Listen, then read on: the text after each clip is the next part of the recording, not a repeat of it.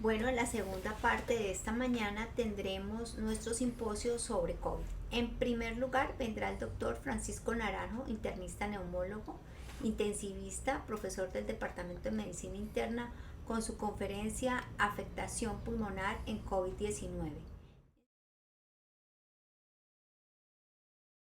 Buenos días, mi nombre es Francisco Naranjo Yunoy, yo soy médico internista, neumólogo intensivista, profesor de medicina interna de la Universidad Industrial de Santander, director del posgrado de medicina crítica y cuidado intensivo de la Universidad Autónoma de Bucaramanga y jefe de la unidad de cuidado intensivo de la Foscal. En los siguientes minutos voy a hablarles de la afectación pulmonar por COVID-19. Conocemos claramente que se han presentado 57 millones de casos en el mundo, con unas muertes de 1.372.000. Esto implica un problema muy importante para nuestro sistema de salud.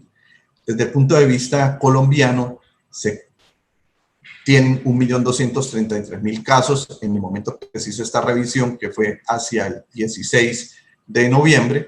Los casos activos 57.000 y casos recuperados 1.138.000, con un número importante de muertes de 34.000 pacientes que han fallecido en Colombia por esta entidad. El 94% han sido casos leves, moderados el 1.8% y graves 0.21%. Si bien aparentemente es un porcentaje pequeño y la mayoría de los pacientes cursan con casos leves, los casos graves impactan bastante al sistema de salud, sobre todo a las unidades de cuidado intensivo, y han desbordado muchas veces la atención en este tipo de entidades. La tasa de letalidad para Colombia es del 3.1%, muy similar a lo que ha ocurrido en las series mundiales. Desde el punto de vista de comorbilidades de los fallecidos, la hipertensión y la diabetes son dos marcadores de mal pronóstico y factores de riesgo en este tipo de personas. Hay otras comorbilidades como la obesidad, enfermedades respiratorias crónicas, cáncer, etcétera, pero sin duda hipertensión y diabetes son las dos principales que se han encontrado en los fallecidos. ¿Cómo estamos en Santander? En Santander, para el 19 de noviembre, teníamos 49.000 casos, de los cuales fallecidos 1.909. La mayoría, también como ocurre en el resto de Colombia, eran casos leves, fallecidos el 3.86%, hospitalizados el 3.4%, denuncia el 0.27%. Las unidades de cuidado intensivo se prepararon durante todos los meses, se hicieron expansiones y afortunadamente para Santander no hubo desborde en los momentos que hubo los picos de la enfermedad. Con respecto a los grupos más comprometidos, son población en edad productiva, población joven, que son realmente los que más menos se complican, pero estos pueden transmitir a las personas de más edad y que son los que finalmente van a tener complicaciones. Desde el punto de vista de una epidemiología en una clínica, específicamente en la Foscal, estos son datos dados por el doctor Edgar Bernal, director del Comité COVID Foscal. Básicamente tenemos 1.084 casos atendidos por COVID desde el momento en que empezó la pandemia, de los cuales 669 estuvieron en salas generales, 415 necesitaron unidades de cuidado intensivo. Contamos con 6 unidades de cuidado intensivo, 4 en Foscal Internacional y 2 en Foscal, recuperados 665 y activos 75, y manejo ambulatorio 553. En UCI fallecieron 232, en salas generales 83.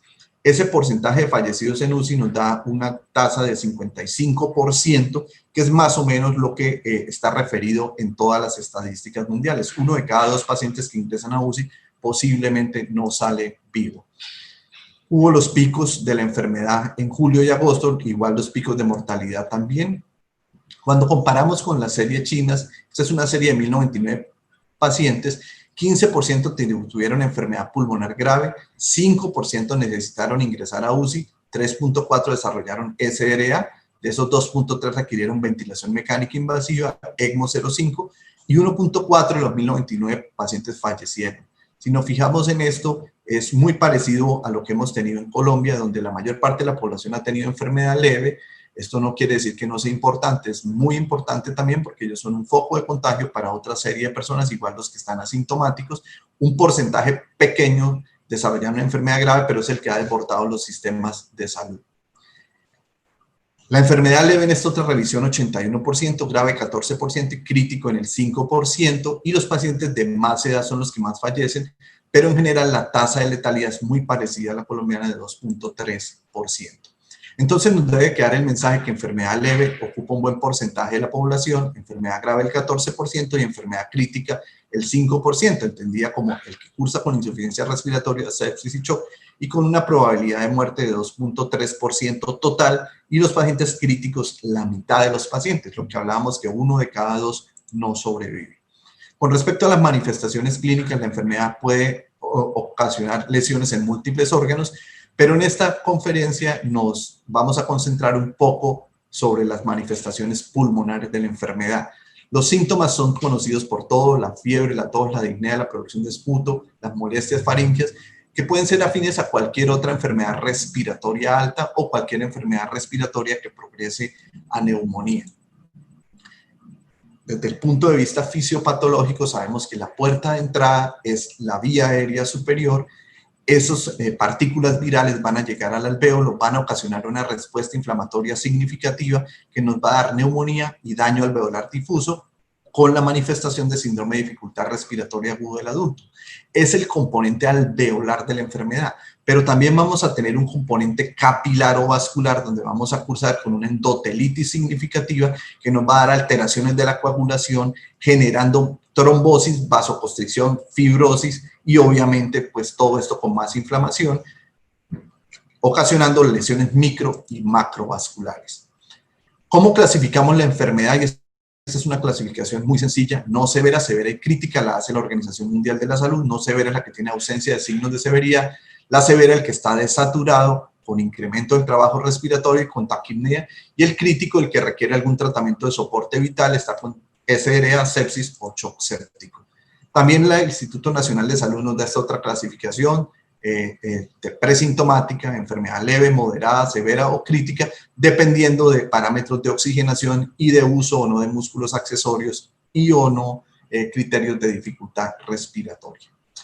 ¿Cuáles son entonces las manifestaciones respiratorias de COVID? Pues son variadas. Va desde infecciones del tracto respiratorio superior, que es la mayor parte de los casos que se atienden, neumonías, generalmente virales, que posteriormente puede haber sobreinfecciones bacterianas, el síndrome de dificultad respiratoria aguda con la mortalidad que ya hablamos, el embolismo y trombosis pulmonar relacionado con las capilaritis y endotelitis que se están viendo, las exacerbaciones de enfermedad respiratoria crónica y probablemente el problema que se viene ahora, que es la atención de todos los pacientes que quedan con síndrome que se ha llamado post-COVID.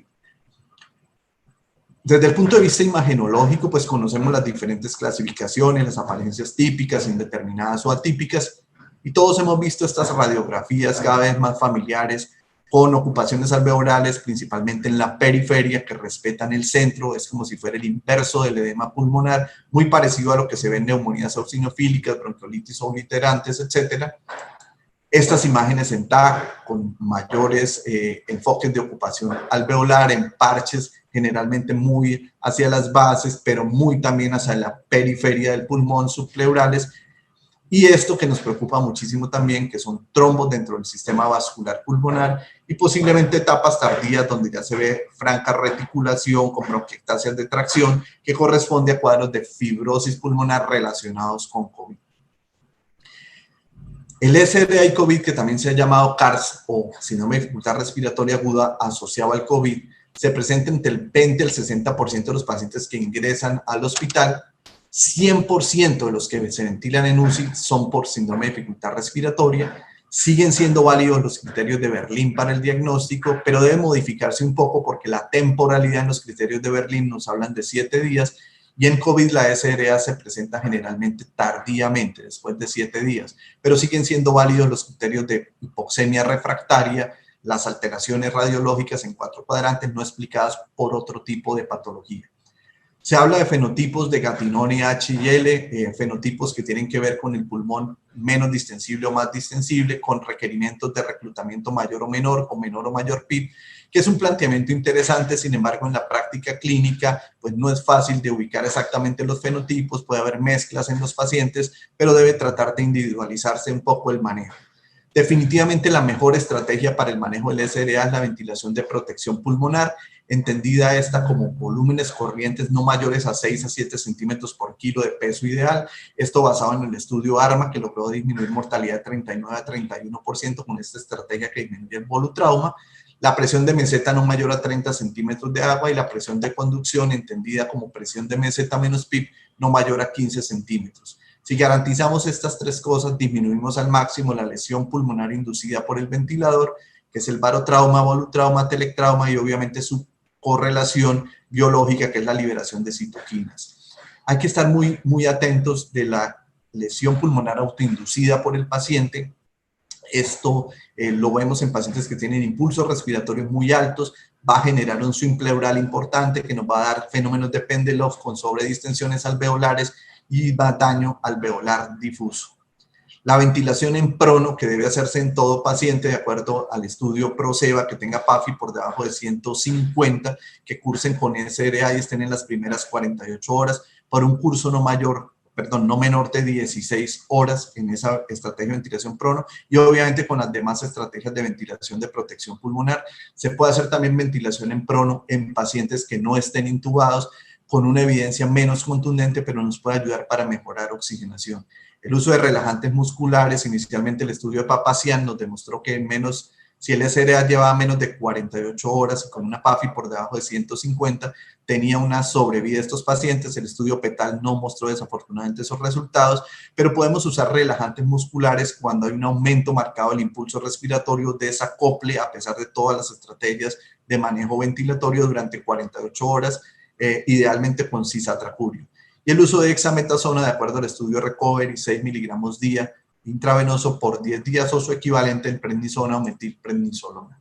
¿Cuáles son los sistemas de soporte respiratorio que tenemos? Todos los que aparecen aquí en la diapositiva. Vamos desde oxígeno por cánula nasal a casos menos complejos, a máscara de no reinhalación en casos complejos, la cánula de alto flujo, que ha sido muy discutible su utilización.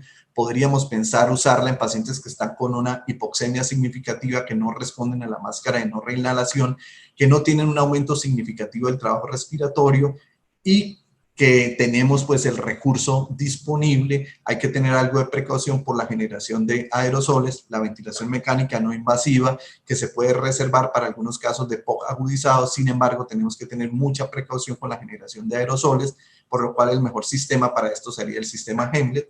La ventilación mecánica invasiva, que ahora vamos a ver cuándo está indicada, y si no hay respuesta y entramos en una hipoxemia con hipercapnia refractaria, el paciente cumple criterios de ingreso y no contraindicaciones, iríamos a terapia ECMO. Estos son los diferentes sistemas de soporte y cuánto pueden viajar las partículas exhaladas por el paciente. Esto nos sirve para ver qué tan seguros son los sistemas de soporte que estamos utilizando. Y viene la pregunta clave: ¿cuándo intubamos al paciente con COVID? Pues esto es muy controvertido. Depende mucho del juicio clínico del médico. Inicialmente hablamos de intubaciones tempranas, posteriormente se ha tratado de retardar, pero definitivamente el juicio clínico es importante. ¿Y qué depende de ese juicio clínico? La inminencia de fatiga muscular.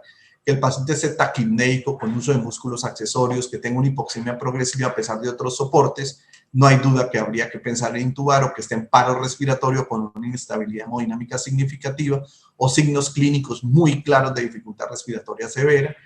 Esa intubación idealmente por la persona más experimentada, y pueden eventualmente hacerse algunos índices como el ROX, etcétera, que pueden ser orientadores, pero solamente esos son índices orientadores.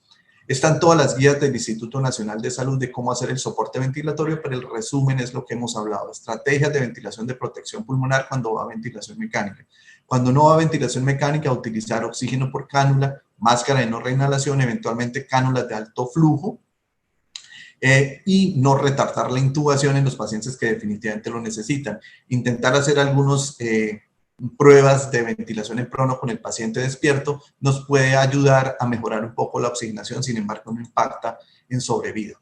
Con respecto a cuándo llevar al paciente a ECMO, el consenso colombiano nos habla claramente de las indicaciones que son basadas en el grupo ELSO. Entonces, pacientes que tengan una hipoxemia refractaria y que tengan indicación de ECMO veno-venoso, que no tengan compromiso hemodinámico o disfunción de otro órgano, y que tengan una ventilación mecánica menor de 7 días y que cumplan los criterios de oxigenación de la ELSO: PAFI menor de 80 por 6 horas, PAFI menor de 50 por 3 horas, o que estén hipercápnicos por más de 6 horas y que no hayan respondido a ninguna otra de las maniobras ventilatorias que hemos hecho, pues es una buena práctica poderlo llevar a ECMO a estos pacientes, siempre y cuando no tengan contraindicaciones. Esas contraindicaciones están en pacientes que tengan un puntaje de fragilidad alto, falla orgánica múltiple, con SOFA mayor de 12, que tengan enfermedades previas neurológicas, cardiovasculares, pulmonares, hepáticas o renales avanzadas de pobre pronóstico, y además se incluyen otras contraindicaciones como ser obeso, mórbido, como estar inmunocomprometido,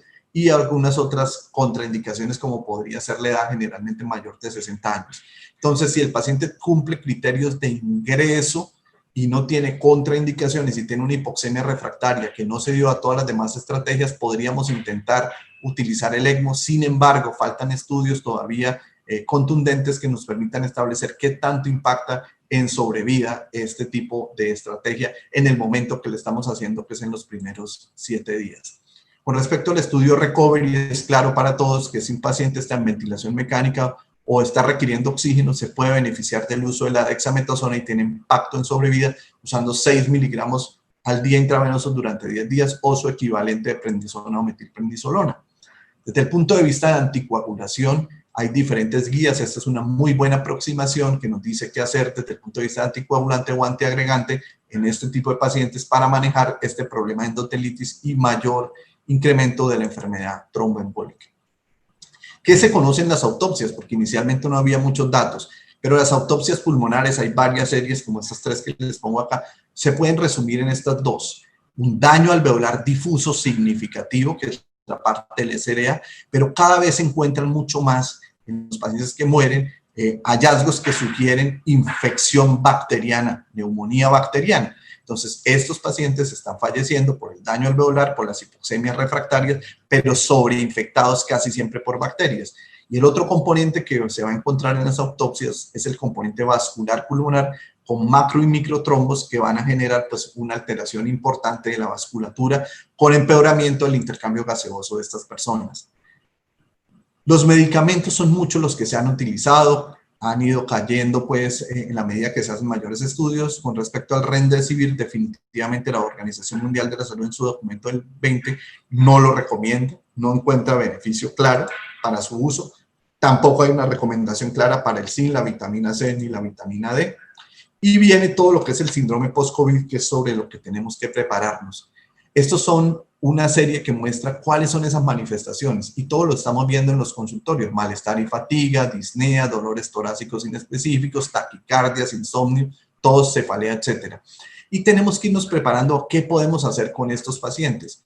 Aparece entonces la fibrosis pulmonar desencadenada por COVID y eso plantea un reto muy, muy importante para el sistema de salud. No se sabe claramente qué está pasando con ellos.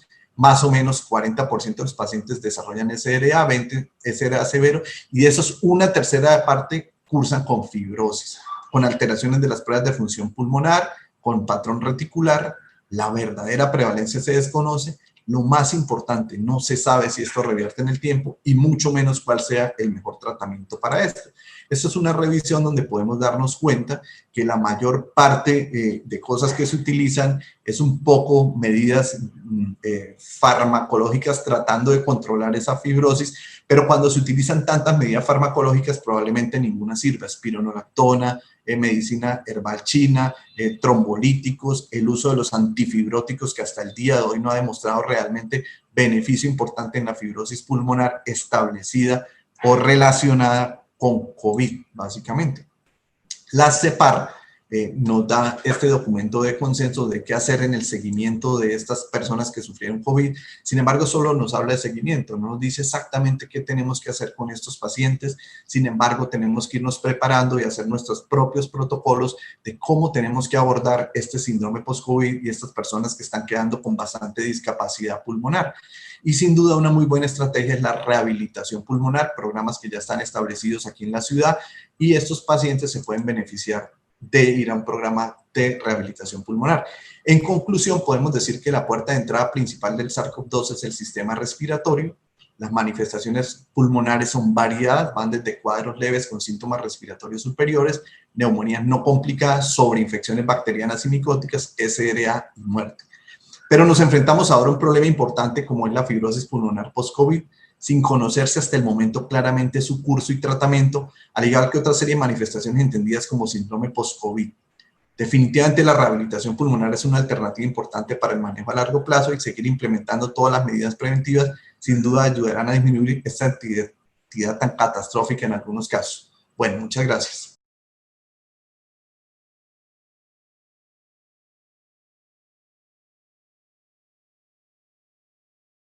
Enseguida vendrá el doctor Agustín Vega Vera, internista infectólogo, profesor del Departamento de Medicina Interna, con su conferencia Tuberculosis y COVID-19.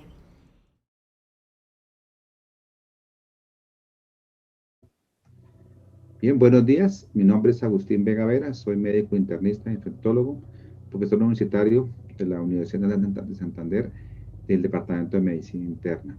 Mi tema que vamos a conversar hoy es la tuberculosis en tiempos del COVID, en el SARS-CoV-2. Bien, que antes que todo quiero agradecer al Departamento de Medicina Interna, a la universidad, por permitirnos estos espacios de crecimiento y de compartir conocimientos en este Congreso de Medicina Interna del Departamento. La agenda que vamos a tener el día de hoy será una agenda veremos tuberculosis, veremos el COVID-19, luego veremos la asociación entre tuberculosis y COVID y luego veremos un acercamiento a lo que es la patología y la patología de la enfermedad. Luego continuaremos con algo de epidemiología en Colombia, veremos algo importante lo que tiene que ver con los estudios clínicos, el programa de tuberculosis, nuestra preocupación y algunas cosas nuevas como la modelación y simulación, que es lo que viene actualmente para lo que tiene que ver el entrenamiento de personas, la construcción en los programas especiales de tuberculosis.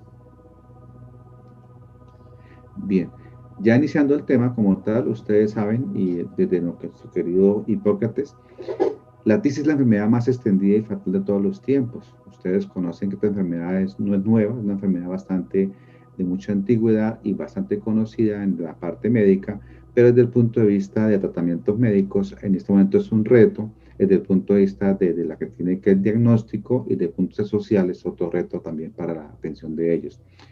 También es importante conocer cómo en estos países en desarrollo la mortalidad, cómo está asociada la mortalidad. Para los años 90, la tuberculosis sigue siendo la reina de las enfermedades que producen la mortalidad en los pacientes en estos países con el 51%. Pero quiero también que ustedes vean la siguiente diapositiva, donde ustedes ven que en el año 2020 el Banco Mundial nos informa que la tuberculosis junto al VIH van a constituir más o menos el 50 a 90% de las causas de la mortalidad para los pacientes en un país en vía de desarrollo. Esto tenerlo en cuenta porque ahora nos agregamos una tercera enfermedad como es el COVID. Teníamos dos muy complejas, la tuberculosis y teníamos el HIV.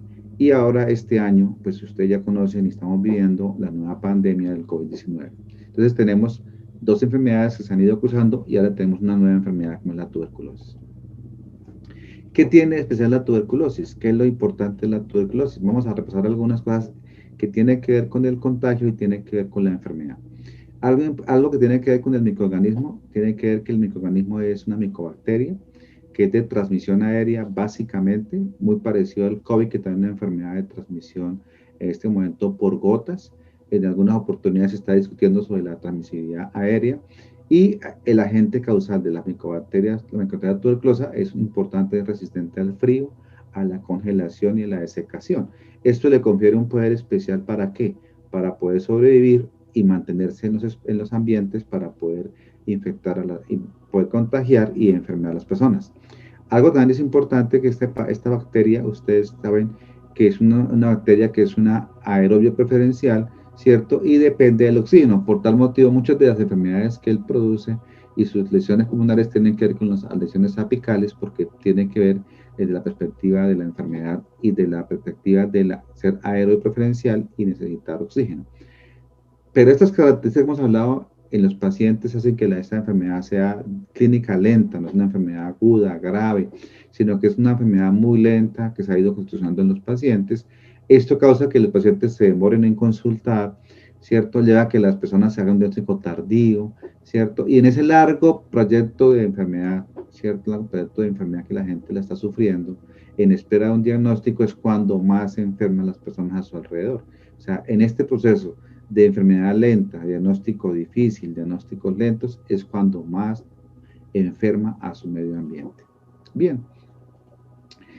Otras características de esta enfermedad que tiene que son importantes porque queremos ir uniendo las micobacterias con el virus COVID-19.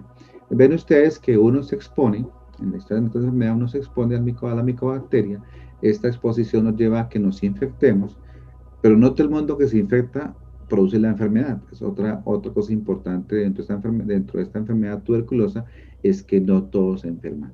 Y de eso sabemos que un porcentaje de personas que se infectan van a acabar con la enfermedad tuberculosa, que es la caracterizada por el baciloscopia, la BK positivo, ¿cierto? Y que un porcentaje de ellos lleva a la muerte. Entonces, acordémonos este camino de contagio de factores de riesgo que van llevando a que el paciente se contagie, se exponga, se contagie, se infecte y luego desarrolle la enfermedad tuberculosa.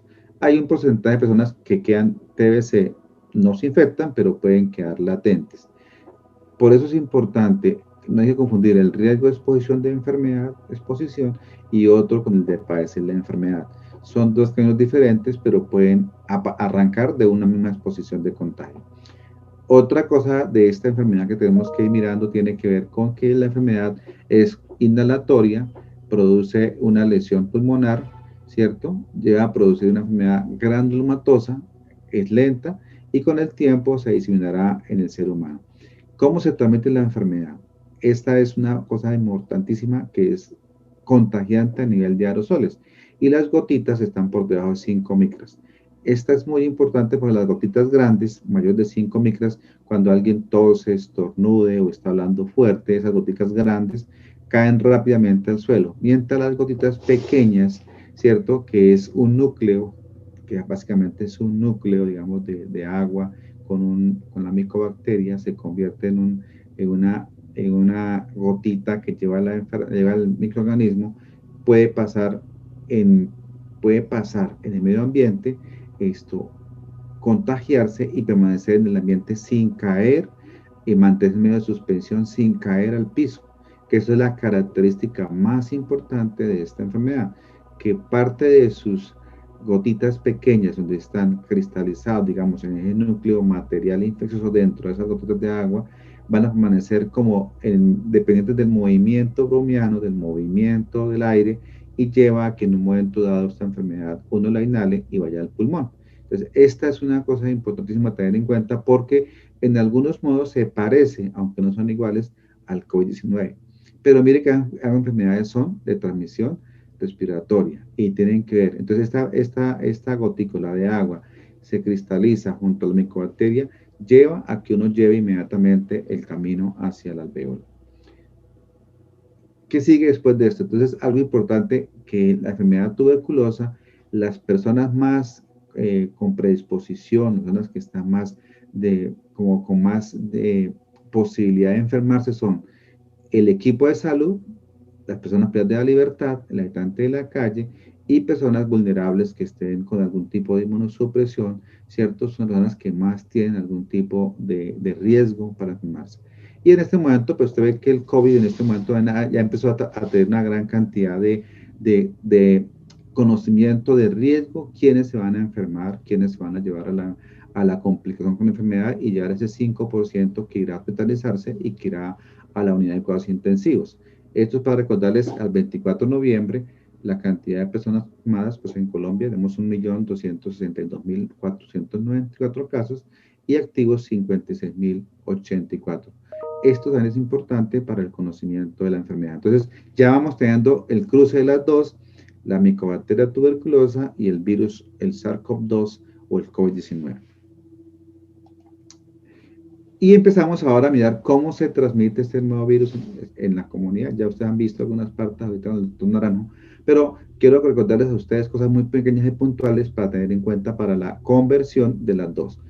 Es clave cómo este SARS-CoV-2 o este nuevo coronavirus de este año se une a un receptor, ¿cierto?, de la enzima convertidora en angiotensinogen a nivel de la célula epitelial de la vía respiratoria.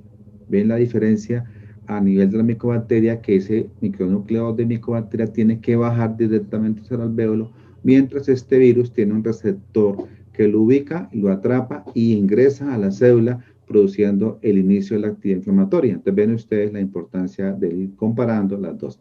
Acá tenemos unas fotografías donde vemos el virus en la realidad microbiología tónica, pero continuemos.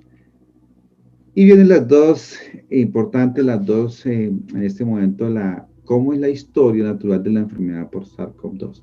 Ustedes saben que esta enfermedad se puede presentar en gente asintomática sin complicaciones clínicas, pero la fase 1, el paciente hace dolor, fiebre, tos, expectoración, pérdida del olfato y del gusto. La siguiente fase viene lo que es la fatiga, la hipoxia, la disnea en los pacientes, y ahí es cuando empieza a tener una respuesta, digamos, ven ustedes ahí que hay ya una de respuesta aumentada en las interleuquinas 6, que es la candidata en este momento a aumentar lo que es el aumento de citoquinas en este tipo de inflamación. Y la siguiente fase es la respuesta más, la hiperinflamatoria, donde el paciente lleva a un SRA y lleva a la complicación más compleja, como es a nivel de la unidad de cuidados intensivos. Allí en ustedes el aumento de las interleuquinas 6, el aumento de la interleuquina 2 y la interleuquina 10, ¿cierto? Y el factor de necrosis tumoral alfa, que son las predominantemente citoquinas que se empiezan a aumentar, y en usted eso corresponde desde el punto de vista del laboratorio, como ustedes han conocido, ustedes ya han visto, algunos de ustedes, el aumento de la LDH, las troponinas, las aminitis, y una caída de linfocitos TCD4, linfocitos TCD8, una expresión disminuida del interferón alfa, gamma y alfa, y la expresión de los linfocitos TCD4, lo que lleva a que el paciente haga esa tormenta citoquínica, de la cual su expresión clínica es el SRA. Bien, pero clínicamente, ¿qué encontramos? La evolución está en un paciente que más o menos la actividad de él es fiebre, cefalea, tos, dificultad respiratoria, puede dar neumonía, que es la principal causa de la enfermedad, también puede dar diarrea, y la siguiente puede haber falla renal en los pacientes. Acá tenemos un cuadro, este es un cuadro muy bonito donde se habla de cómo ven ustedes que durante el periodo de tiempo de la enfermedad tenemos la tos como la causa más importante de la enfermedad representando el paciente, la fatiga y algunos otros órganos comprometidos. Este es el primer reporte en la historia de un paciente como fue en Wuhan, y aquí en la radiografía de él, como el compromiso pulmonar, cómo se fue comprometiendo la persona desde el punto de vista radiológica. Pero eso es como históricamente demostrar el primer caso. Bien, continuemos. En la siguiente fase, entonces vemos las dos cosas importantes, el COVID-TB.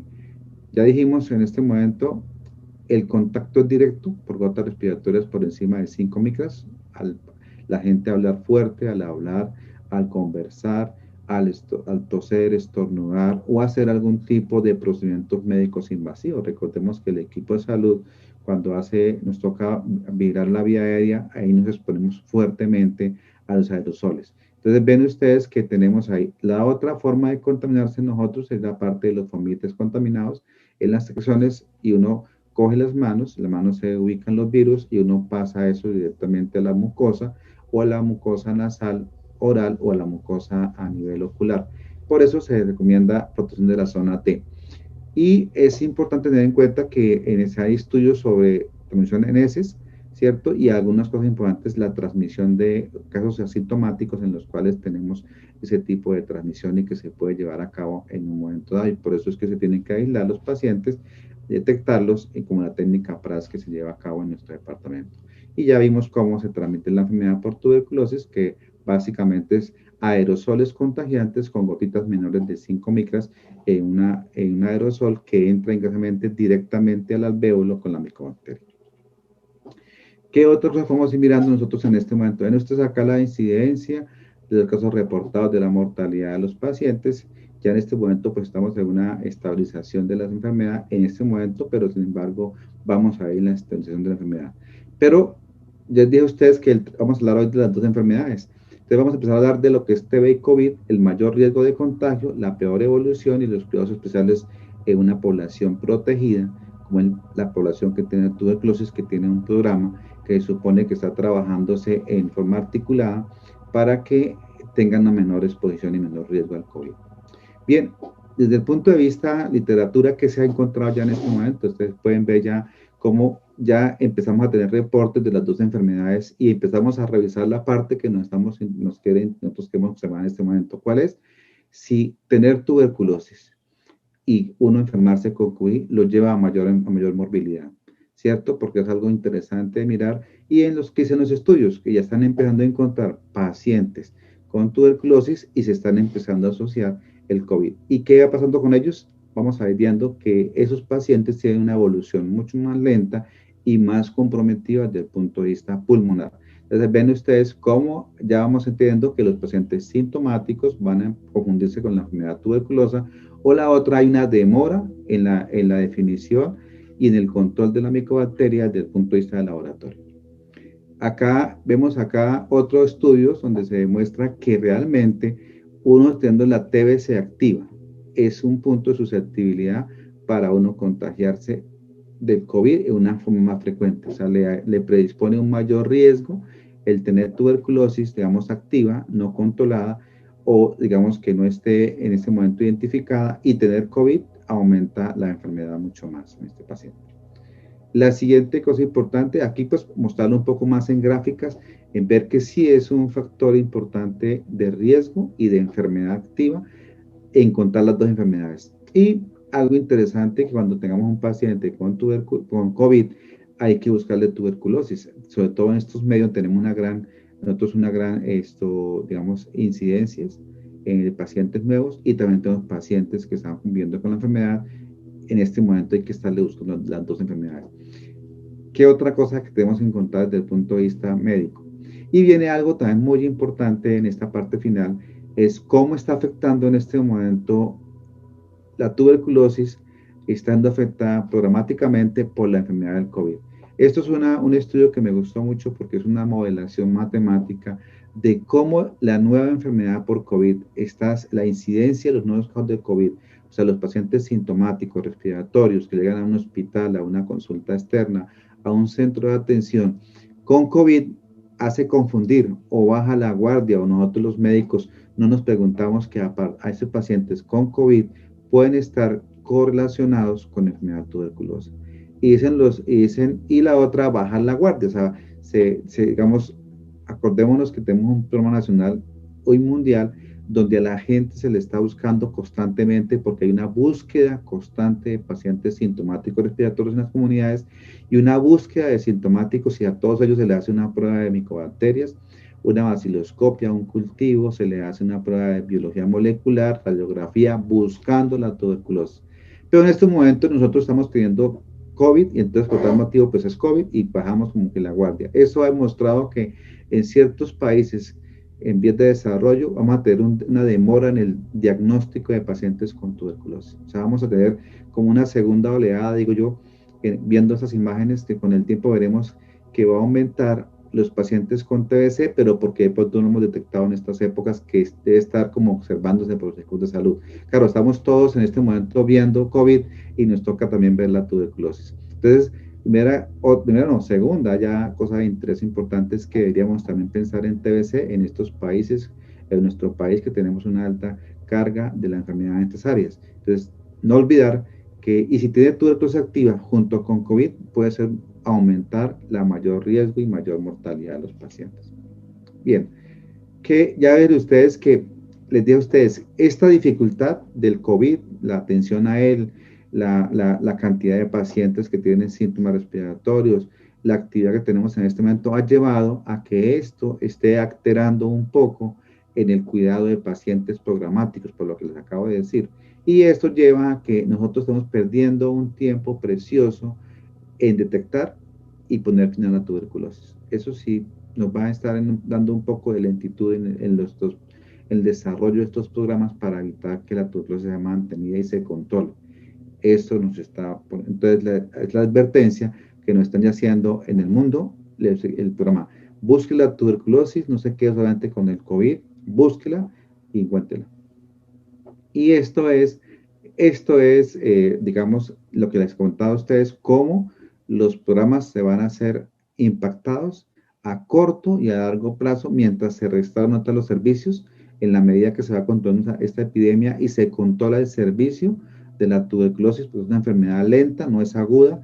Ya desde a ustedes les explicaba cómo esta enfermedad puede llevar a que sea más lenta, sea más complicada de manejar en un momento dado. Esto es lo que les digo a ustedes. Y algo muy importante y para finalizar, estamos en la época de los EPP, protección personal, en la época en que el lavado de manos, en la época de las máscaras, en la época de la parte del aislamiento social, en la época de la enfermedad por COVID. Pero no olvidar que si se unen TBC y COVID, aumenta la severidad y que tenemos que dar un diagnóstico diferencial junto con otras infecciones, no solamente quedarnos con el COVID. Y la otra, el punto final es que debemos proteger el problema de tuberculosis, ¿cierto? Y las plantas deben tener algunas alternativas de manejo para poder ver los pacientes, porque si no los vemos por el COVID o no mantenemos los problemas activos, va a haber un aumento en las enfermedades, aumento en las morbilidades, aumento en la mortalidad. Y de ahí que muchas alternativas, entre ellas, están siendo medidas, están siendo evaluadas, como la telemedicina, para acompañamiento programático en los pacientes. Bueno, eso es lo que les voy a comentar en estos 20 minuticos de revisión del tema. Y como les dije a ustedes, son mis conclusiones para que ustedes como equipo de salud estén muy atentos a la combinación TBC, COVID y hacer el diagnóstico diferencial y buscar la TBC en los pacientes en nuestro departamento, en nuestra ciudad y en nuestro país. Bueno, les agradezco mucho la atención y un feliz día y que sigan en su curso de medicina interna. Muy amables.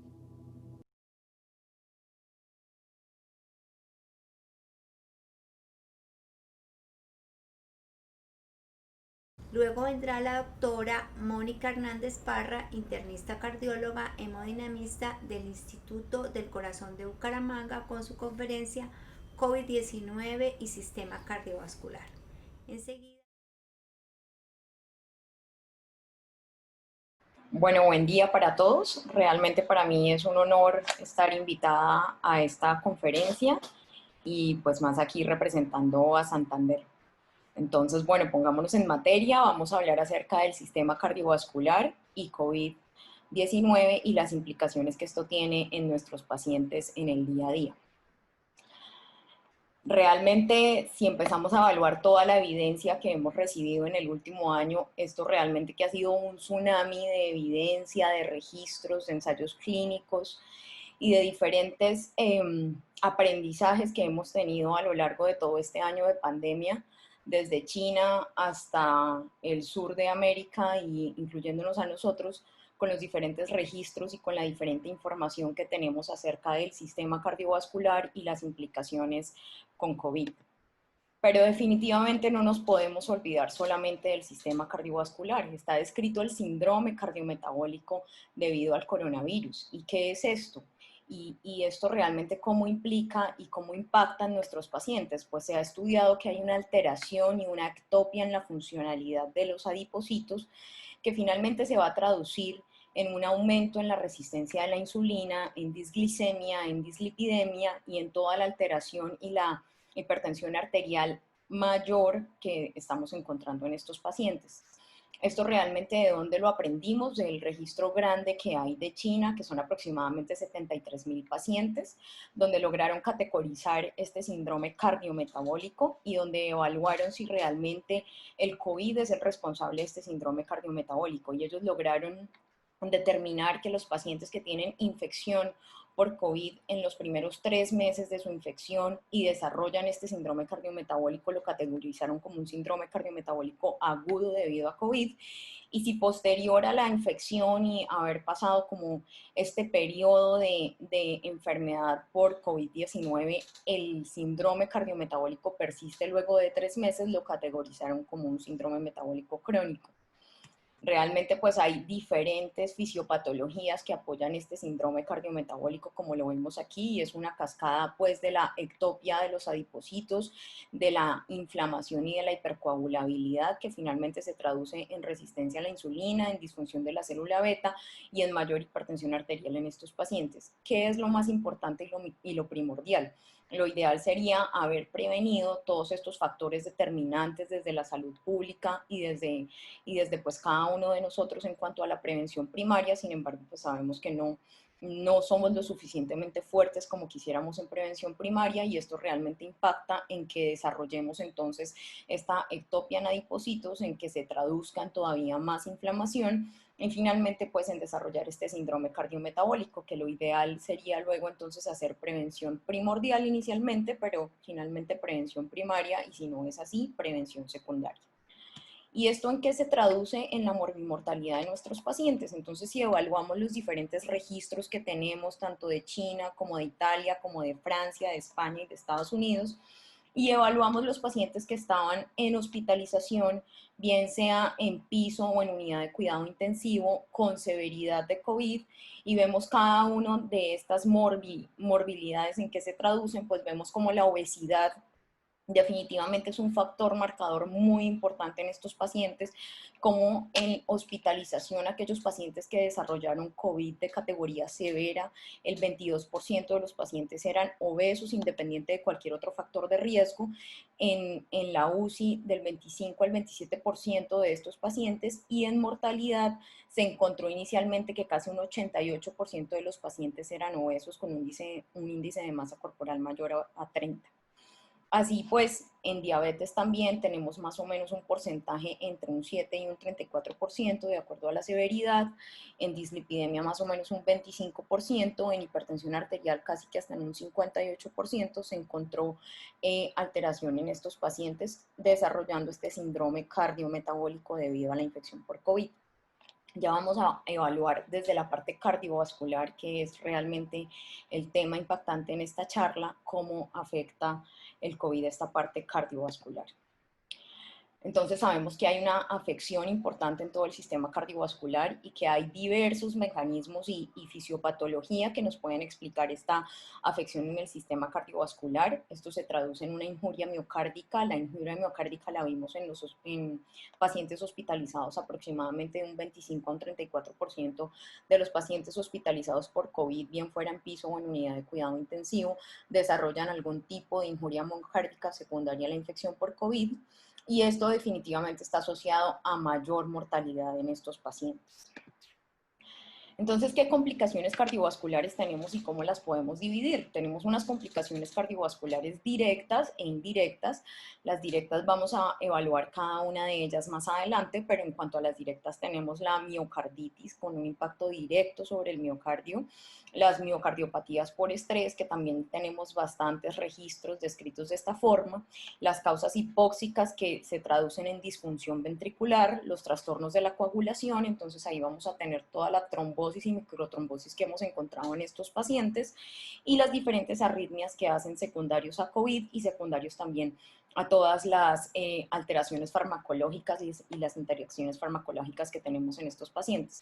Tenemos registros también de vasculitis, de espasmo, de disección coronaria espontánea secundaria pues a COVID, que son otras causas que pueden impactar sobre la función ventricular, bien sea derecha o izquierda de nuestros pacientes. Y las causas indirectas, pues definitivamente toda la falla multiorgánica, lesión renal aguda que tenemos en estos pacientes impacta negativamente sobre la función ventricular, y también derivado, y no nos podemos olvidar de los pacientes que tienen antecedente de enfermedad cardiovascular, derivado pues a este confinamiento y a la cuarentena preventiva que hemos vivido. Definitivamente la atención inicial de estos pacientes no ha sido oportuna debido a que no se consulta oportunamente y a que el desarrollo de la enfermedad ha sido todavía más complejo. ¿Y esto por qué es importante y por qué definitivamente necesitamos saberlo? Tenemos un sinnúmero de registros, pero uno de los registros más grandes pues es el registro de Wuhan, y obviamente en este que vemos que impacta definitivamente en la mortalidad. Aquellos pacientes que ingresaron a hospital ya con síntomas y con síntomas de no más de 5 días de desarrollo y que empezaron a hacer injuria miocárdica, se murieron mucho más que los pacientes que no. Aquí vemos en estas gráficas de Kaplan-Meier realmente cómo la curva de sobrevida se divide desde el inicio, desde el día casi que cero de los síntomas, y cómo definitivamente los pacientes con injuria miocárdica tienen una sobrevida muy disminuida comparada con aquellos pacientes que no tienen injuria miocárdica. Entonces, este impacto en la mortalidad realmente nos hace que conozcamos y que debamos conocer mejor todo el impacto cardiovascular que tiene la infección por COVID en nuestros pacientes. Entonces tenemos diferentes mecanismos de esta injuria miocárdica. El principal o uno de ellos de forma directa es el daño tisular por el virus. Tenemos la inflamación y toda la tormenta de citoquinas, las alteraciones o la forma en que la inmunidad responde, ya esto es biológico para cada uno de los individuos, la trombosis o la microtrombosis, la isquemia o las alteraciones de perfusión y la miocardiopatía por estrés. Y tenemos diferentes estudios y gráficos que quieren ejemplificar todas estas hipótesis de lesión por COVID. Esto es lo mismo que venimos hablando, el daño directo, la lesión miocárdica secundaria, hipoxia, con el aumento en el estrés oxidativo, la acidosis intracelular y finalmente el daño mitocondrial que se traduce en lesión cardíaca aguda. El daño microvascular cardíaco, que esto finalmente se va a traducir en defectos de la perfusión, bien sea por hiperpermeabilidad vascular, por trombosis o microtrombosis, y el síndrome de respuesta inflamatoria sistémica exagerado que tenemos en estos pacientes, que se traduce pues en un aumento en las citoquinas, principalmente la que hemos visto involucrada es la interleuquina 6, las alteraciones inmunes y la inflamación no controlada, y todo esto finalmente va a ser lesión cardíaca aguda e injuria miocárdica en nuestro paciente. Esto simplemente es para mostrarles que todo esto se traduce en cardiomiopatía por estrés o en trombosis o en ruptura, en mayor ruptura de la placa aterosclerótica de pacientes que ya tenían per se instaurado enfermedad cardiovascular, y entonces obviamente esos pacientes que además tienen antecedente de enfermedad cardiovascular pues se van a comportar peor debido a todos estos mecanismos fisiopatológicos que estamos hablando directamente de COVID en el sistema cardiovascular. ¿Y cómo categorizaron los pacientes? Y a nivel de todas estas registros e información que recibimos, cómo está categorizado este paciente que tiene injuria miocárdica y que está intrahospitalariamente. Entonces se evalúa desde las partes de los biomarcadores, idealmente troponina, en algunos centros donde se puede medir la interleuquina 6, se mide la interleuquina 6, los cambios electrocardiográficos y el ecocardiograma. Entonces, en este ecocardiograma, en los registros grandes que han encontrado, que más o menos la división y los hallazgos ecocardiográficos en estos pacientes, aproximadamente el 23% de los pacientes tenían alteraciones segmentarias de la contractilidad, el 13% de los pacientes hacían disfunción diastólica, bien sea tipo 2 o tipo 3, más o menos en el 18% de los pacientes tenían una hipoquinesia generalizada, el 26% de los pacientes tenían impacto sobre el ventrículo derecho, bien sea per se sobre el ventrículo derecho o secundario a TEP, ya por los mecanismos que hemos hablado de trombosis y microtrombosis, y más o menos el 7% de los pacientes se presentaron con algún grado de derrame pericárdico que oscilaba desde leve hasta un taponamiento pericárdico franco.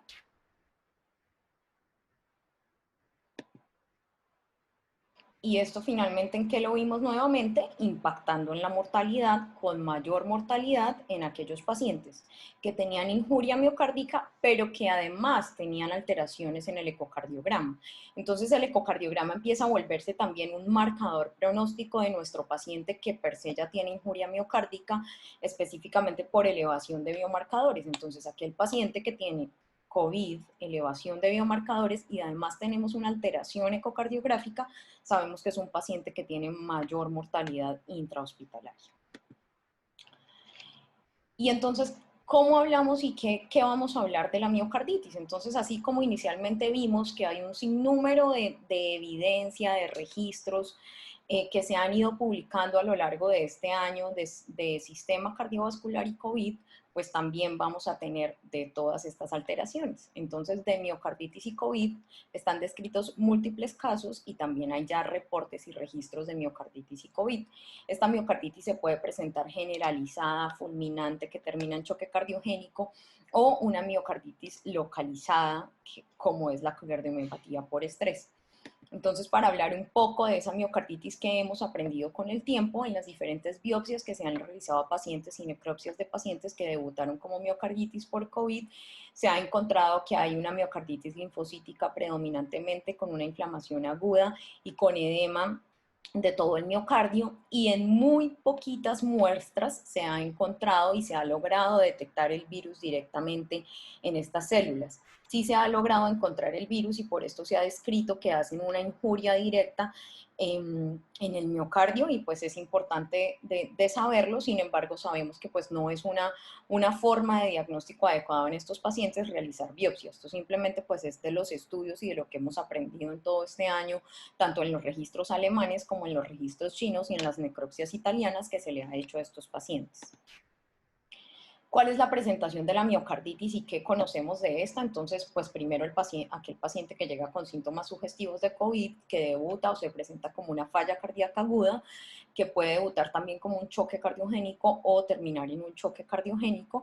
Y en el electrocardiograma podemos encontrar desde un electrocardiograma normal, pasando por taquicardia sinusal con alteraciones de la onda T o incluso con supradesnivel del segmento ST.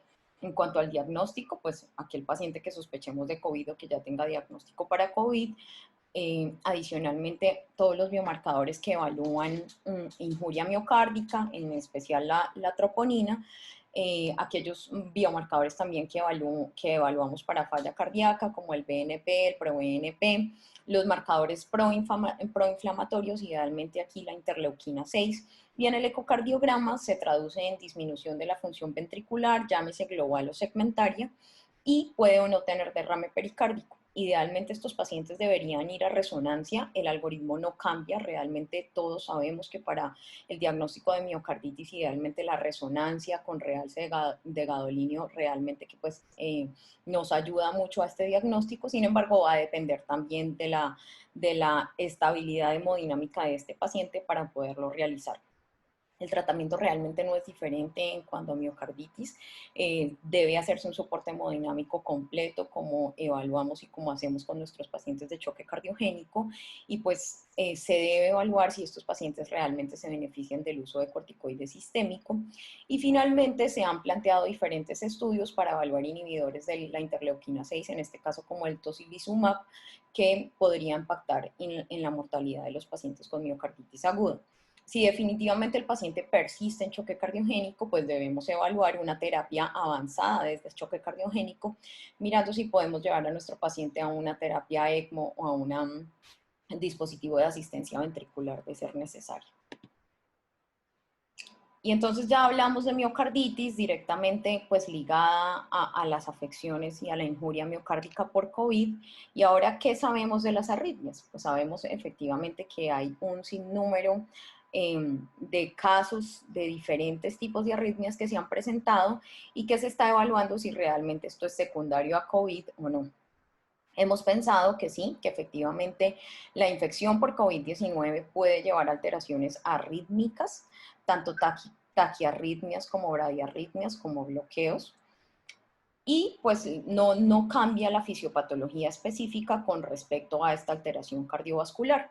Entonces, por la hipoxia, por la miocarditis, por la alteración isquémica, por la disminución en la perfusión, por la microtrombosis que se presenta, entonces todo esto puede generar un desbalance intravascular, el desbalance hidroelectrolítico también y generar las diferentes arritmias.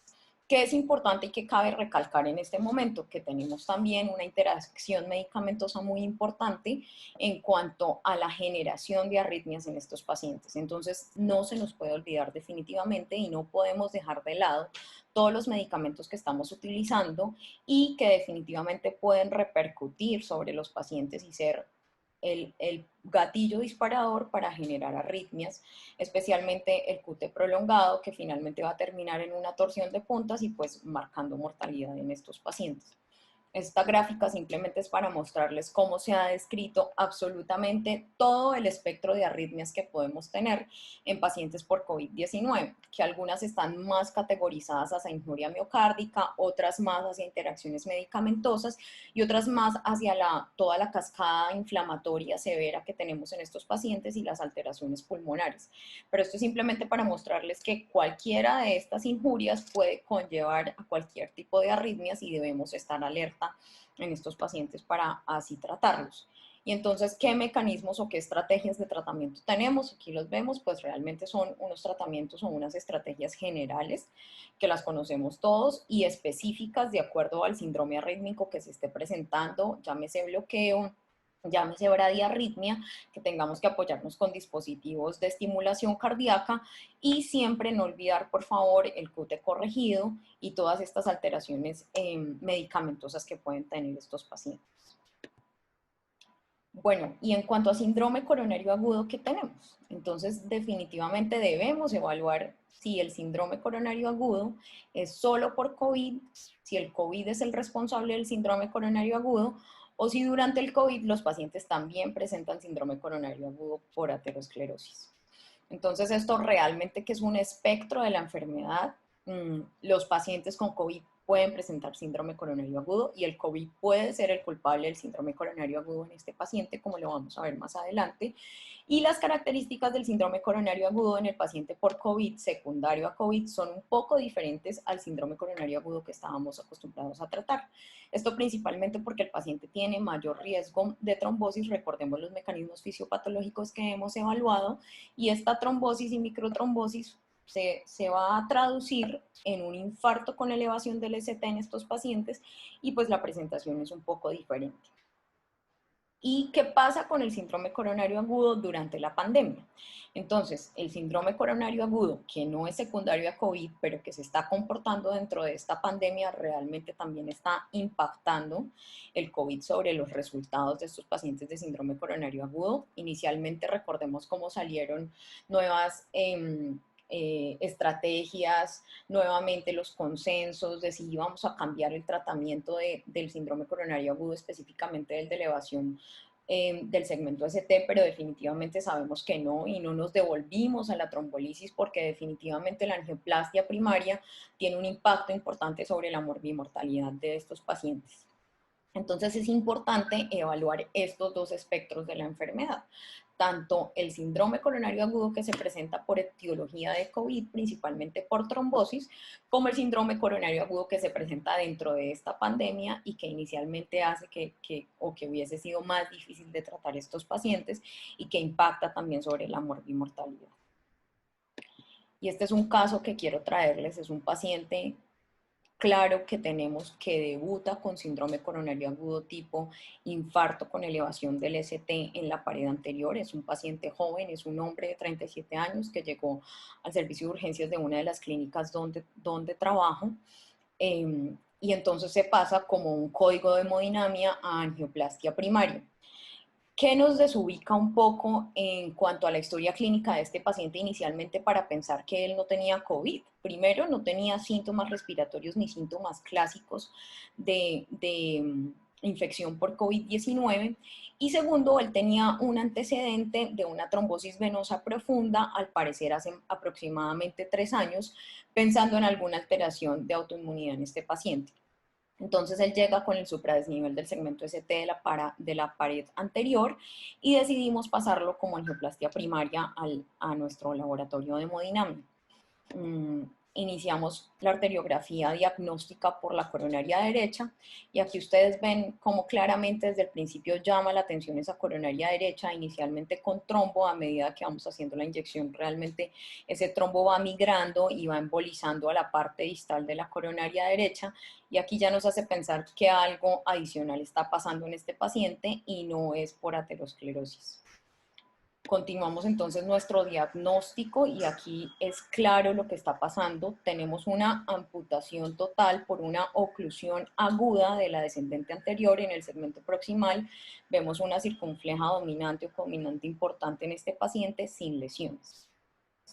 Y entonces ahí nos empezamos a cuestionar, bueno, pero ¿qué está pasando y qué conlleva a que este paciente tenga esta carga trombótica tan alta en un paciente relativamente joven para el contexto del síndrome coronario agudo?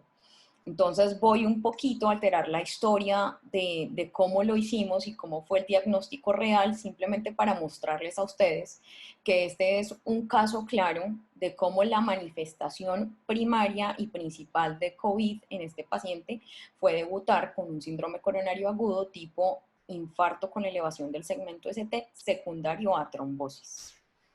El paciente efectivamente llegó en choque cardiogénico, se le hicieron todas las medidas, pero quiero mostrarles aquí este es el TACAR que se le hizo a este paciente luego de haberlo tratado, luego de haberle hecho la angioplastia primaria. El paciente mejoró desde la parte cardiovascular, pero sin embargo persistía con dificultad respiratoria, en fin, y entonces ante la duda y ante que estábamos aprendiendo estos pacientes jóvenes porque nos estaban llegando de esta forma y en esta presentación, se le hace un TACAR y pues es claro que el paciente tiene una infección secundaria a COVID-19. Entonces, para mostrarles finalmente qué se hace en este paciente y cómo se aborda, fíjense que no es una lesión aterosclerótica, no tenemos placa de colesterol, un paciente que tiene un territorio isquémico extremadamente grande. Aquí lo que hacemos es que pasamos una guía y recanalizamos esa oclusión aguda en la descendente anterior, protegemos la circunfleja porque vemos cómo es realmente muy cercano al tronco principal izquierdo, hacemos angioplastia con balón, nos damos cuenta que la diagonal también está comprometida con trombo y entonces pasamos una tercera guía a la diagonal. Aquí ya estamos ubicando nuestro stent y el plan de poner stent en este paciente es primero recuperar el flujo de este territorio isquémico tan grande y segundo lograr como atrapar, si podemos decirlo así, esta carga trombótica tan alta que tenía en el segmento proximal de la descendente anterior. Aquí vemos ya cómo recuperamos incluso toda la circulación distal de la descendente anterior. Decidimos hacer optimización proximal con un balón no complaciente y vemos cómo el resultado realmente es muy satisfactorio, diferente a lo que habíamos inicialmente diagnosticado en el. Es un paciente que logra salir adelante, que estuvo en la UCI, que estuvo complicado desde su parte pulmonar, pero que afortunadamente en este manejo multidisciplinario que debemos ofrecerle a estos pacientes, pues es un paciente que logra salir adelante de su infección por COVID y que se va a casa con una función ventricular del 42% que esperamos se recupere una vez haya pasado todo esto.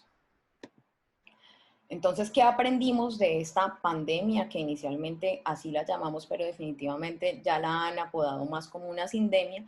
Es que definitivamente no solamente vivimos el COVID, sino además está alterando todo el resto de las enfermedades crónicas que conocemos y de las enfermedades que tienen mayor impacto en la morbimortalidad a nivel mundial, como es la enfermedad cardiovascular y el síndrome coronario agudo. Estos pacientes definitivamente tienen alteraciones secundarias a COVID individuales por mayor carga trombótica, menor tasa de vaso culpable. Recordemos que este paciente, el vaso culpable claramente fue la descendente anterior, pero tenía trombo también en la diagonal y en la coronaria derecha, y esto impacta en la mortalidad, pero definitivamente también tenemos unas alteraciones globales que no son individuales, específicamente para síndrome coronario agudo, y es que hay menos ingresos por síndrome coronario agudo en los registros grandes, incluso en los registros, en el último registro HANS de Estados Unidos y en el registro italiano se demostró que los primeros 2 meses de la pandemia se disminuyó la consulta de síndrome coronario agudo al servicio de urgencias hasta en un 42%, retraso en la atención y mayor mortalidad de síndromes coronario agudos secundarios a aterosclerosis durante la pandemia.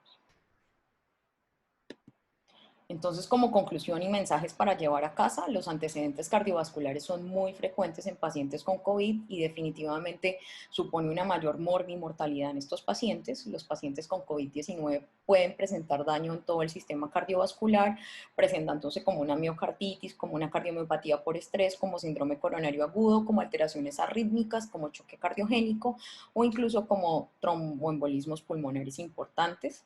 No todas las miocarditis y no todas las alteraciones segmentarias de la contractilidad debemos llevarlas a arteriografía porque esto también confiere mayor riesgo en los pacientes, sobre todo hemodinámicamente inestables, y aún desconocemos realmente las repercusiones a largo plazo y las alteraciones cardiovasculares en estos pacientes, específicamente también en miocarditis, hablando incluso del registro alemán que se ha intentado hacer en los pacientes que se les registró por resonancia miocarditis secundaria COVID. La mayoría de los pacientes, aún luego de 3 meses posterior a su enfermedad, persisten con alteraciones en la resonancia. Entonces, aún desconocemos estas repercusiones a largo plazo. La invitación es que continuemos manejando estos pacientes por guías de cada uno de los espectros de la enfermedad que tenemos para disminuir el impacto en la morbilidad que pueden tener estos pacientes que salen adelante posterior a enfermedad por COVID. Realmente pues quiero agradecer este espacio y quiero agradecerle a todo nuestro equipo asistencial y médico en hemodinamia en el servicio del Instituto del Corazón de Bucaramanga, realmente que somos un equipo y que sin cada uno de nosotros no podríamos sacar adelante estos pacientes. Muchas gracias.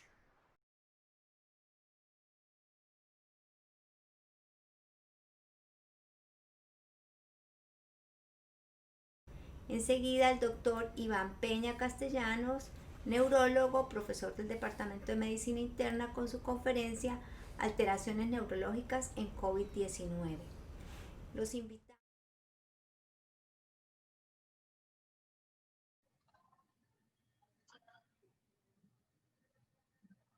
Buenas tardes.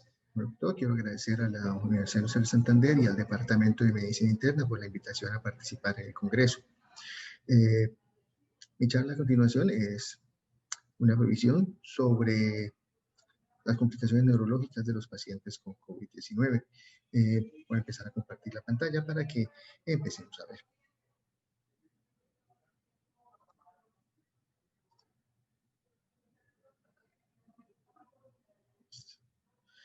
Gracias. Entonces voy a apagar mi imagen de video y vamos a empezar a hablar.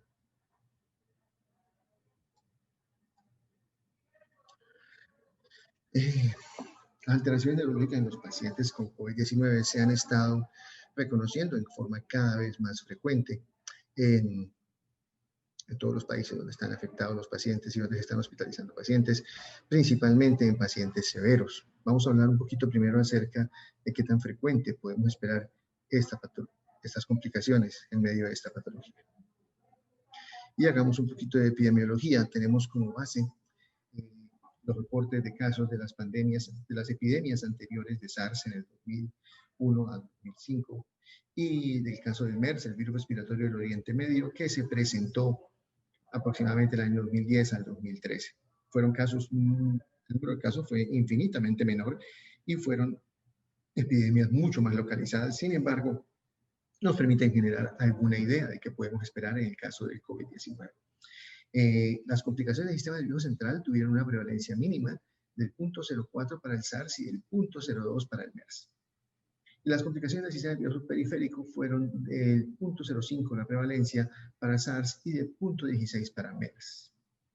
Si extrapolamos estas prevalencias al número de casos actuales en la epidemia de COVID-19, que cuando hice los cálculos para extrapolar había 60 millones de casos en el registro de Johns Hopkins el 24 de noviembre, podemos esperar de 22.500 a 120.000 casos de pacientes con complicaciones del sistema nervioso central y entre 30.000 a 96.700 casos con complicaciones del sistema nervioso periférico.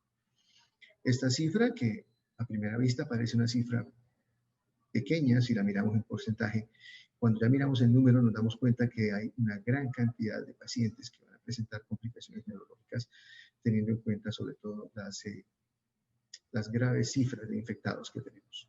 Esperamos que estos casos aumenten a medida que la pandemia prosiga y hay que tener muy en cuenta que en estos datos que presento no se tuvieron en cuenta los casos de ACV debido a que en las pandemias anteriores el ACV no se contabilizó como una complicación asociada, de manera que nosotros podemos esperar que estos casos, que estos números que yo presento sean en realidad más altos, dado que la trombosis, la enfermedad cerebrovascular, es una de las complicaciones más frecuentes que estamos presentando en neurología en los pacientes con COVID-19.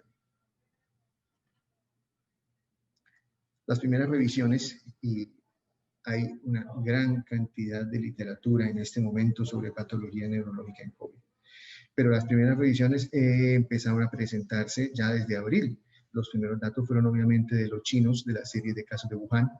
Esta es una de las primeras revisiones con un número apreciable de pacientes. Mao, en Hamann Enrollee, presenta una serie de 214 pacientes en un estudio de varios hospitales de la ciudad de Wuhan, donde recoge que las principales complicaciones fueron de mareo, cefalea, alteración de conciencia. Ya aparece aquí la enfermedad cerebrovascular, alteración del gusto y el olfato en forma muy importante y lesión musculoesquelética. 36% de los pacientes en esta serie tenían síntomas neurológicos y estos síntomas se presentaban con más frecuencia en pacientes severamente afectados. ¿Qué es importante tener en cuenta en estos casos?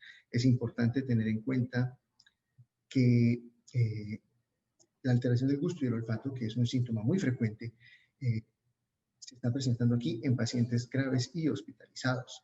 De tal manera que esta alteración puede ser mucho más frecuente porque hay pacientes que no fueron tenidos en cuenta aquí porque tenían una patología leve o moderada y no estaban hospitalizados, lo mismo con la cefalea.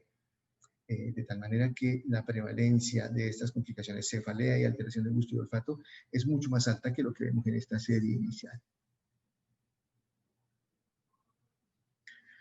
Hablando ya sobre los mecanismos potenciales en la neuropatogénesis del coronavirus, el COVID-19 en el sistema nervioso central, tenemos que hay varios mecanismos propuestos, varios de ellos ya están confirmados.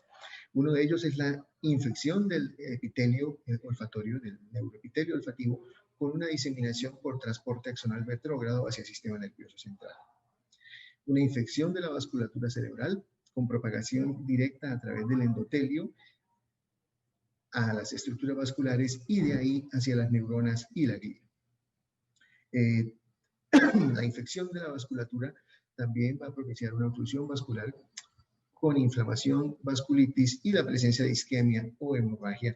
Aquí a la derecha observamos, esto es una muestra de histopatología de un cerebro de un paciente fallecido por coronavirus, donde observamos un hallazgo típico de la microvasculatura cerebral. Coágulos de fibrina, coágulo de fibrina llenando un vaso capilar en sistema nervioso central, con algunas células inmunes rodeando el vaso. También tenemos infección de linfocitos y monocitos con migración a través de la barrera hematoencefálica, presentando daño inmunomediado. En la imagen también podemos observar que hay, lo que mencionaba, hay algunas células inmunes que se presentan asociadas. Y luego hay una migración a través de la barrera hematoencefálica con diseminación viral. Estos son algunos de los mecanismos de neuropatogénesis en el sistema nervioso central. Otros mecanismos potenciales de neuropatogénesis, tenemos las secuelas parainfecciosas, que se han observado también como en muchas otras infecciones virales, como la influenza, y que generalmente son complicaciones de alteración de la respuesta inmune una vez el virus ha cesado su ataque. Hay un aumento de la trombofilia en estos pacientes con un aumento del riesgo de infarto y de enfermedad cerebrovascular. Y en forma muy importante, la disregulación del sistema inmune que puede llevar a desmielinización cerebral, caracterizada en forma clínica como una encefalomielitis diseminada aguda, o en su forma periférica como un síndrome de Guillain-Barré, del cual ya hablaremos más adelante. También una complicación muy grave es la presentación en forma de encefalitis para o posinfecciosa, que se presenta con características de una encefalitis necrotizante hemorrágica muy severa. También se ha observado la presencia de convulsiones febriles, no solamente en pacientes con patología convulsiva previa, sino en pacientes que no presentaban convulsiones en forma anterior. Ya para mencionar entonces, ya todos conocemos muy bien el mecanismo de entrada del coronavirus dentro de su fisiopatología. La proteína espiga del coronavirus tiene la capacidad de unirse al receptor de la enzima convertidora de angiotensina 2 y a través de este receptor hacer un proceso de endocitosis, lo cual lo lleva a acceder al interior de la célula y a utilizar la maquinaria celular para su propagación. ¿Qué zonas del cerebro son ricas en enzima convertidora de angiotensina? Y vamos a ver que esto es muy importante para la explicación de algunos de los cuadros patológicos.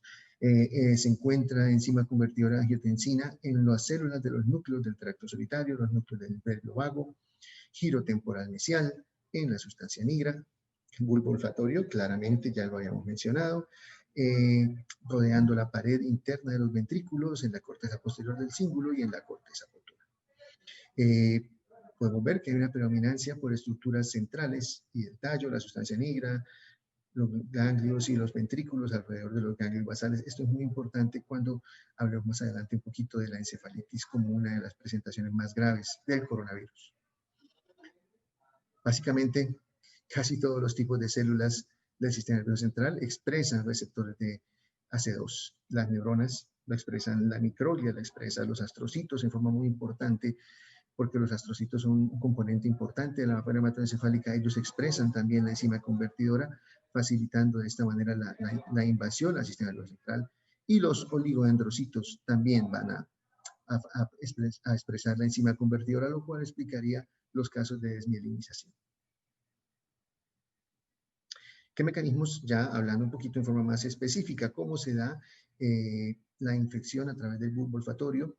El virus entra a través de la vía nasal, se localiza en el epitelio olfatorio y a través de las terminaciones del nervio olfatorio atraviesa la placa cribiforme etmoidal y puede llegar al bulbo olfatorio a través de un mecanismo de transporte axonal.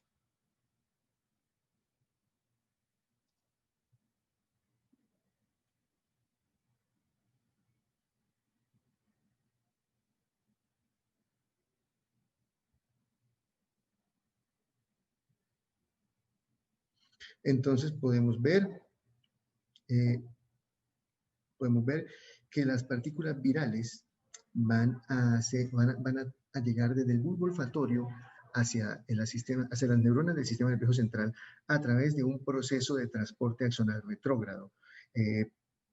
Van a experimentar primero un proceso de exocitosis en las vesículas cargadas de neurotransmisor, van a atravesar la hendidura sináptica, van a realizar endocitosis a través de otra molécula de enzima convertidora de angiotensina, van a ser nuevamente empacadas en vesículas sinápticas y van a ser llevadas a lo largo del axón hasta el cuerpo neuronal para hacer transporte retrógrado por medio del mecanismo de transporte axonal rápido del cual se encargan los microtúbulos.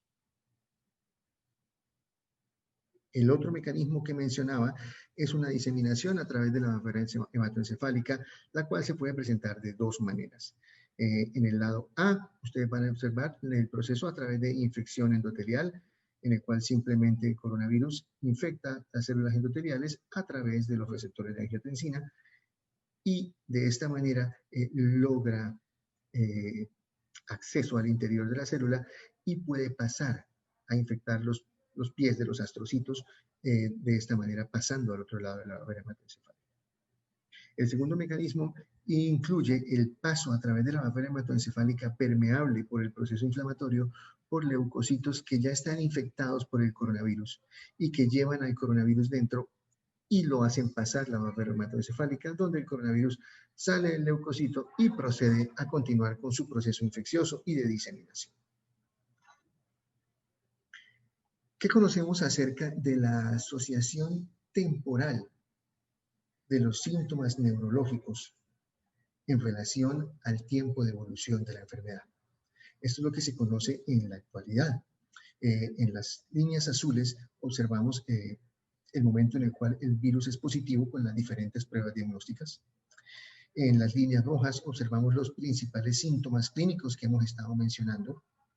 Y en las líneas verdes abajo observamos en qué momento es el que se presenta con más frecuencia o con más importancia uno u otro de los mecanismos de neuropatogénesis. De esta manera podemos mirar que la enfermedad cerebrovascular y el Guillain-Barré tienden a presentarse en forma temprana en el curso de la infección por coronavirus. Esto es, hay un pico de la presentación de estos dos síntomas, de estas dos patologías en la primera semana. De la misma manera, la mielitis, que se considera que también es desmielinizante.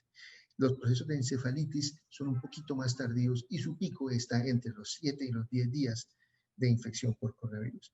Y finalmente, una complicación parainfecciosa clásica, como es la encefalomielitis diseminada aguda, tiende a presentarse en forma un poquito más tardía y aparece en los pacientes que la han sufrido, aparece entre los 10 y los 14 días de la enfermedad.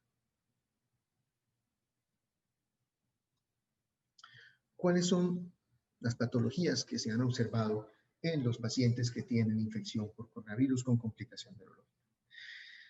La más frecuente en los pacientes hospitalizados es la encefalopatía o delirium, que se caracteriza por una alteración del sensorio. Las pruebas de diagnóstico son inespecíficas, la resonancia cerebral puede ser normal o tener hallazgos específicos, el electroencefalograma es lento, no hay alteraciones del líquido y no se detecta polimerasa de SARS en el líquido cefalorraquídeo. Generalmente está asociado a hipoxemia, a fallo multiorgánico y al mismo proceso inflamatorio. La encefalitis, que también se puede presentar, se distinguen dos tipos. Hay una encefalitis clásicamente inflamatoria. donde hay una alteración de sensorio y focalización, pero tampoco observamos, tampoco se logra extraer partículas virales del líquido cefalorraquídeo. Mientras que hay otra encefalitis o meningitis viral, donde en este caso sí encontramos una resonancia con lesiones focales, un líquido cefalorraquídeo con aumento de celularidad, proteínas, y hay partículas virales en el líquido. Cuando se hace prueba de polimerasa en el líquido cefalorraquídeo, se obtiene coronavirus. En este caso se considera que la patogenia está directamente relacionada no solo al proceso inflamatorio, sino a la invasión viral y a la reproducción viral en el parénquima cerebral. Observamos el ACV, con los signos clásicos de focalización neurológica, y en las imágenes vamos a obtener imágenes que son como cualquier otra imagen de enfermedad cerebrovascular.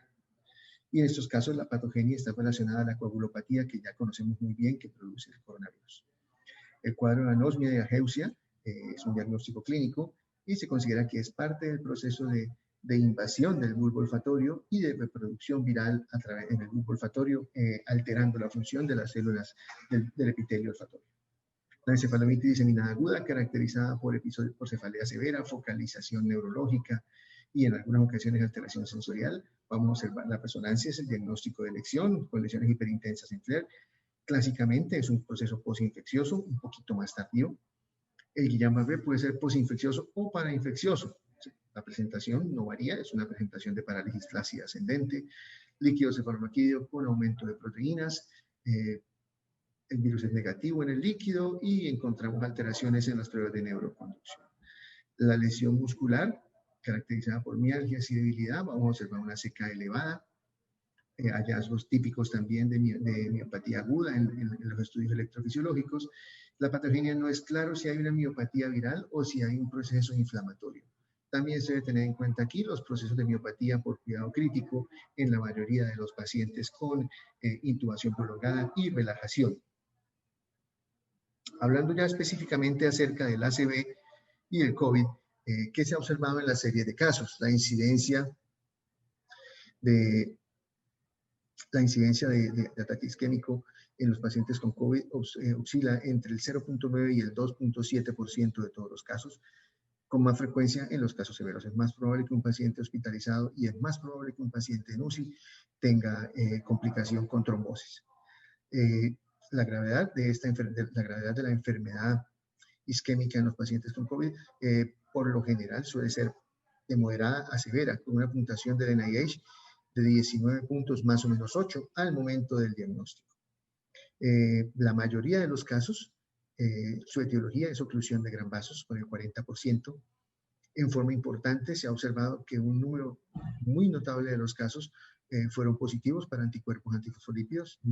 Todavía no está claro el significado de esta relación, pero es importante que se encuentran antifosfolípidos positivos en un porcentaje mucho más alto de los que se ha observado en pacientes con ACV que no tienen COVID. Y desafortunadamente estos son pacientes graves ya por su enfermedad. La enfermedad cerebrovascular los compromete más y estos pacientes tienen una alta tasa de mortalidad que en la serie se ha observado hasta el 38%.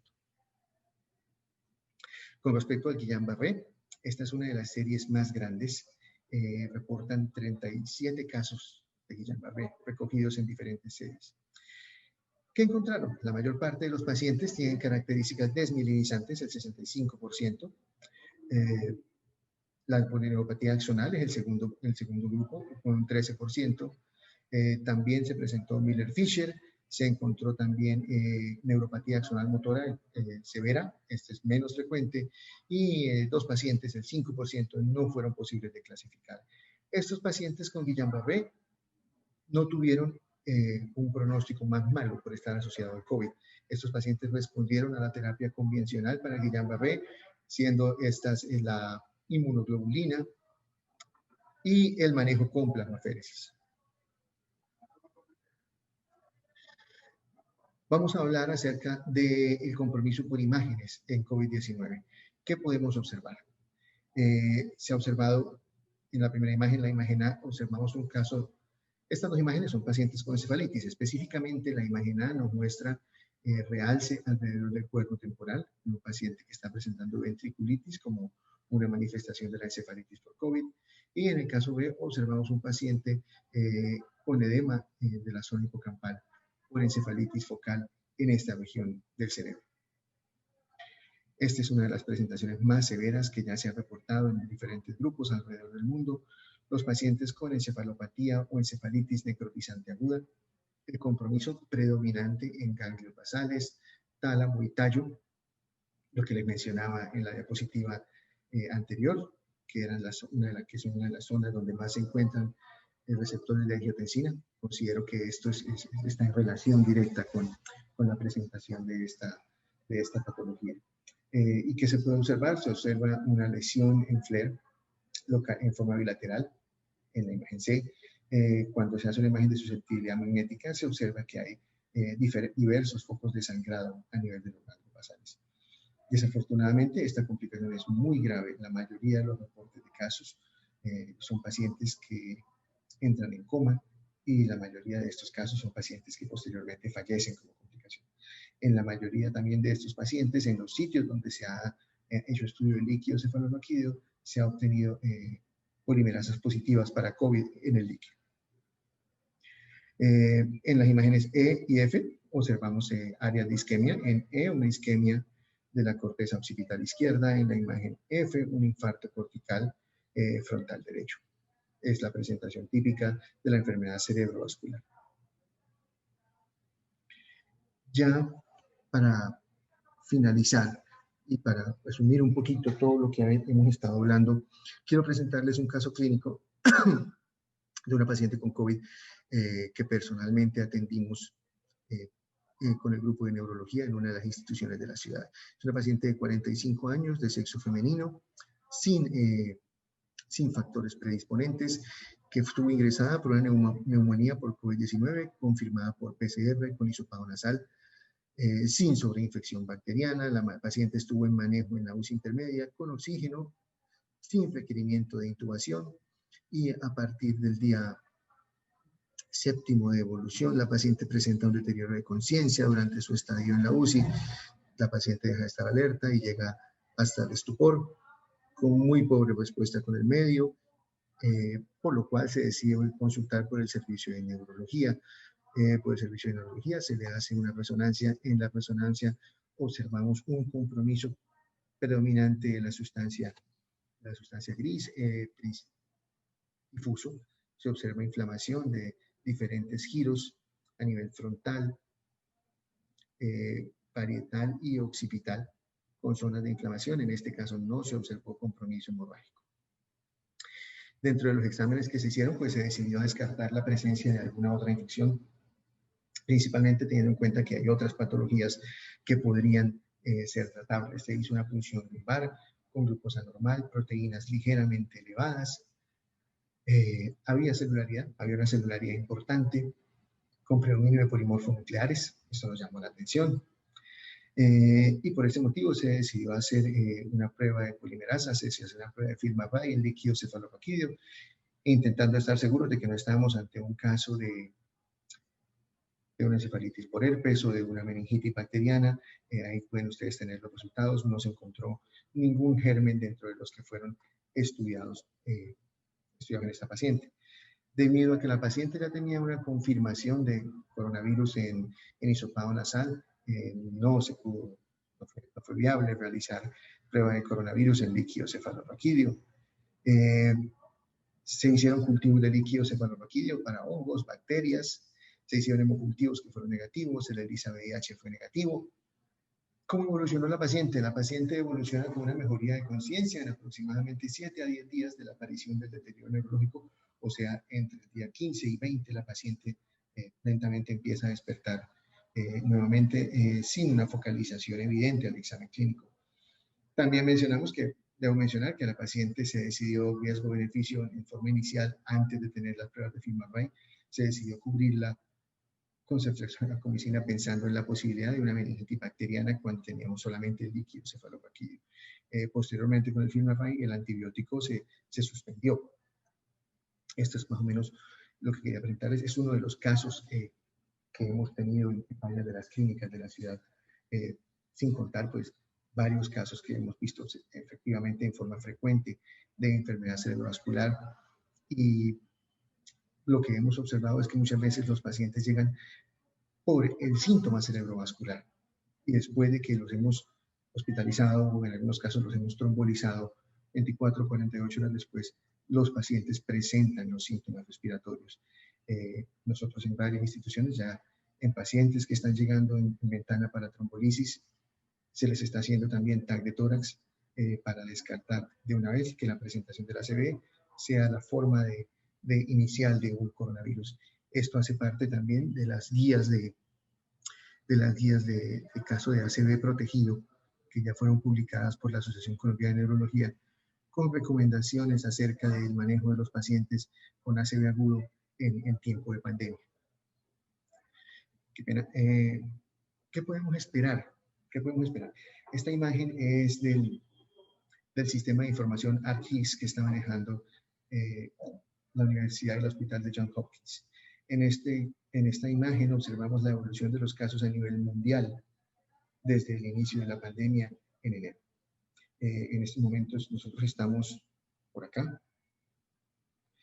En el momento en que estamos teniendo entre 550 y 600.000 casos diarios a nivel mundial, no se ha observado que la intensidad de la pandemia disminuya y lo que podemos observar es que continúa en aumento y que por el momento vamos a seguir presentando y esperando que se presenten casos de complicación neurológica.